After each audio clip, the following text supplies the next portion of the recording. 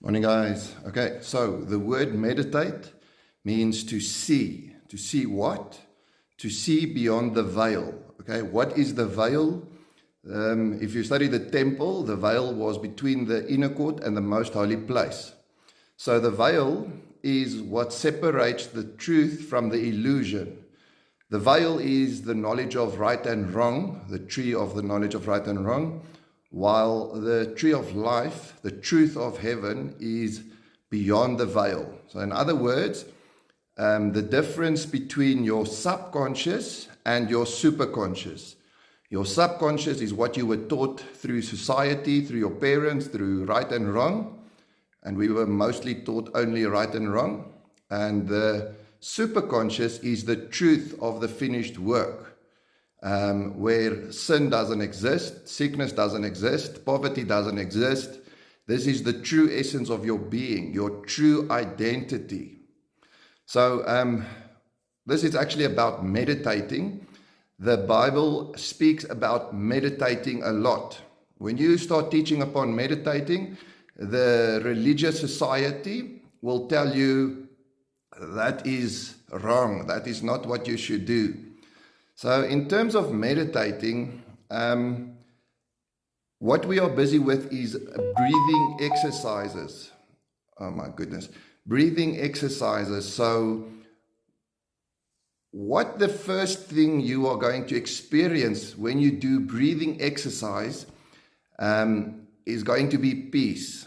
Now, I've been going through a bit of an up and down. In the first 2-3 weeks of my meditating or my breathing exercises, I had an awesome time. But I always tend to push the boundaries. I'm always seeking for something more. However, I was experiencing peace throughout. After about 2-3 weeks, my body started rebelling against me, giving me pains and aches.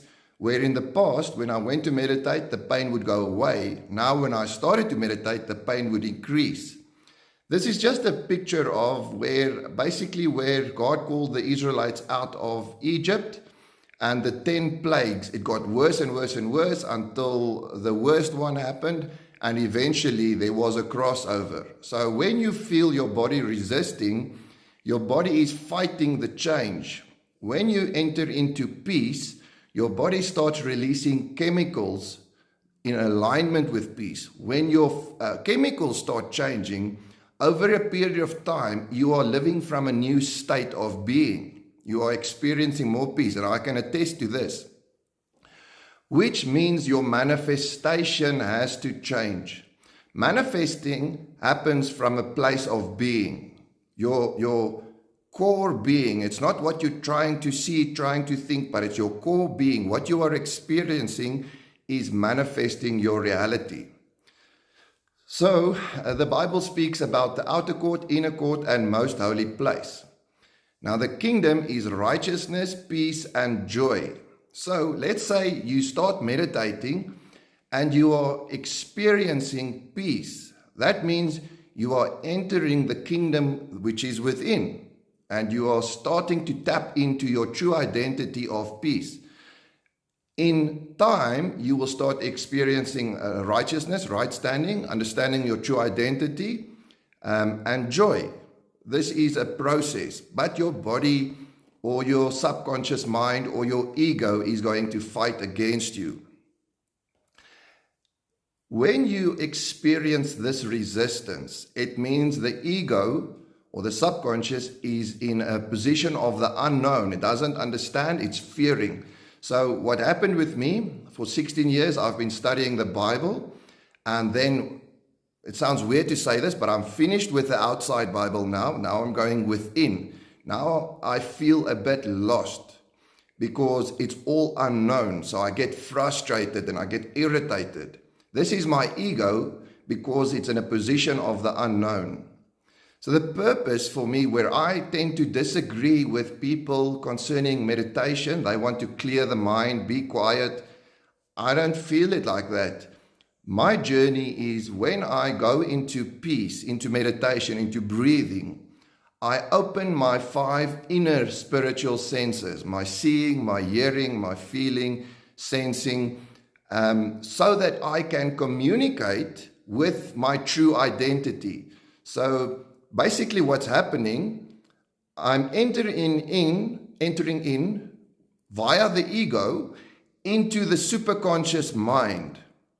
Then I sit and relax, I experience the peace and the love, and I listen to the communication from the superconscious mind, which will bring the ego into the fold. It will show the ego that I love you, I appreciate you, but this is what you truly look like. The more you do this, the more the ego becomes comfortable with its true identity, and it doesn't resist the change.